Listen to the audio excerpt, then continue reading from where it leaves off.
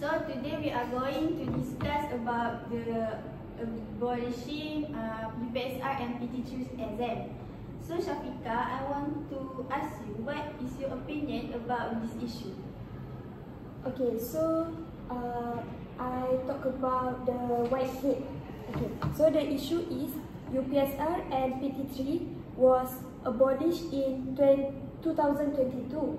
So the education was focused from being excessively exam-oriented, which is rote learning, to promoting holistic development and 21st century skills, we call HOS. And then the system was replaced by the school-based assessment, or we call PBS. Primarily, the classroom-based assessment, or PBT, and the ujian akhir sesi akademik, UASA, for the certain levels. And then KPM, or in English we call the Ministry of Education, MOE, has repeatedly confirmed that the abolishment will not come back, or will not reinstate the abolished exam, even though the parents or the educators despite calls to bring back the examination. So I talk about the general of the issue lah. Okay, so your opinion very good. I like your opinion is better. So Christina, you take the red hat thinking, right? Yes. So what is your opinion? Alright. From the red hat points of view, the abolishment of UPSR and PT3 feel unsettling and disappointing. Many people have deep emotional ties to this exam because they symbolize achievement, structure and tradition in Malaysian education system. There is growing fear that without UPSR and PT3, students might lose their motivation to study diligently since there is only one major examination, which is SPM. Throughout their 11 years of schooling, they may have begin to take their study for granted, become less focused in class and less serious about revision. In their minds, the common excuse will be, it's okay, SPM is still far away, which is reflect a worrying sense of complacency and a decline in learning discipline. Teachers may feel increasingly overwhelmed by the surge in administrative workload that comes with the abolishment of UPSR and PT3 beyond their usual teaching duty. They now carry the heavy responsibility of designing, recording and evaluating continuous assessment, which is PBD, for every student. Emotionally, this creates pressure to ensure that every mark is fair, every judgment consistent, and every test aligned with the standard. A burden can lead to stress, exhaustion, and even a sense of helplessness when trying to balance paperwork with meaningful teaching. Lastly, there is an anxious feeling that students in the future might grow up less disciplined, less hardworking, and less prepared to face challenges because they never experience major exam, as we can see in the platform like FB, IG, TikTok, and there's so many people that trying to brainwash the teenager and keep to believe that education is not that important. That's all. Your point is so good. So as we know, red hat thinking show feelings, intuition and emotion. Okay, we move to the next thinking, which is the yellow. Okay, so yellow hat is talking about the benefits of this issue.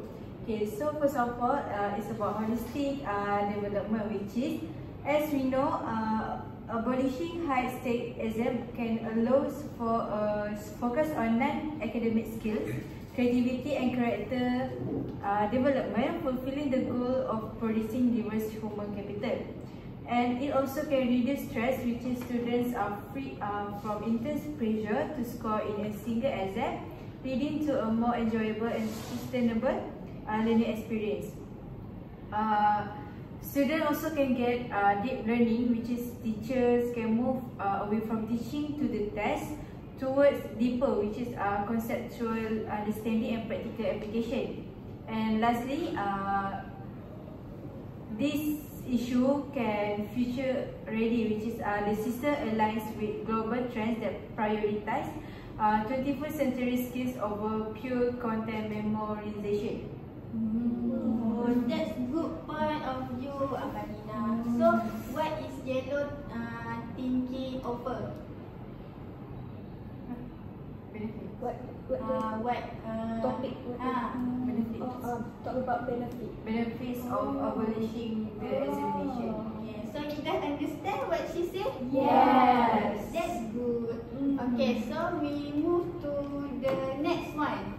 What is the next thinking hats? You guys know?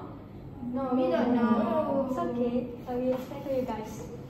I represent the black hat, which is focused on question risks and possible weaknesses of a policy. In this case, we are looking at the abolition of national examination, such as UPSR and PT3. While the intention is good, there are several risks that must be considered. First, the issue of inconsistent standards. Under the new school-based assessment of PBT, evaluations may become subjective and inconsistent between schools and teachers. This can lead to grade inflation or unfair assessments for students. Second, the loss of motivation. Without a clear high-stakes goal like UPSR or PT3, students may lose focus, effort, and discipline because there is no internal pressure pushing them to study seriously. Third, teacher readiness. Many educators and parents believe that the Ministry of Education was not fully prepared to implement PBT effectively. Teachers often lack proper training, smaller class size, and staggered syllabi, making fair assessment difficult. Finally, the benchmark gap. By removing national exams, Malaysia loses a key benchmark to measure the overall quality of education and to identify performance gaps between rural and urban schools. As the black hat thinker, I would like to emphasize that while the policy aims to improve education, this risk must be carefully managed to ensure the system remains fair, consistent, and effective for all students. Thank you. That's a good point. So you guys agree with her? Yes. So we move to the last thinking hat. What is the last thinking hat? Green hat. Yes. So I will tell you about the green thinking hats.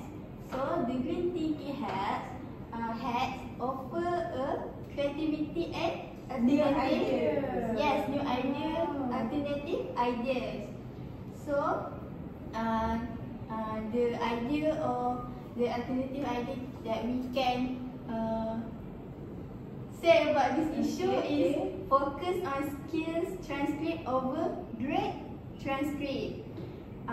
Shift the public perception and official documentation entirely away from traditional grades.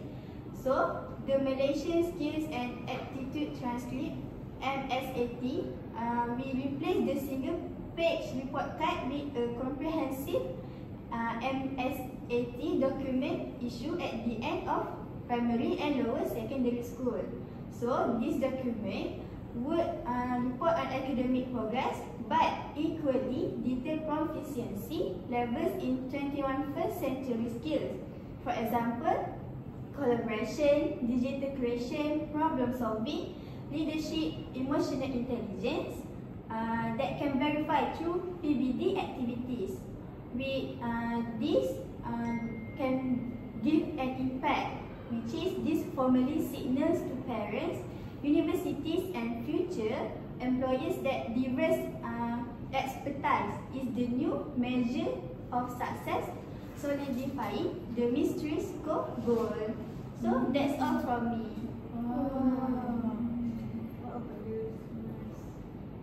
So with all the discussion that we have give to each other, we can move to the Blue hat. yes, the blue hat. What the blue hat? Final hat Yes, what the blue hat give Management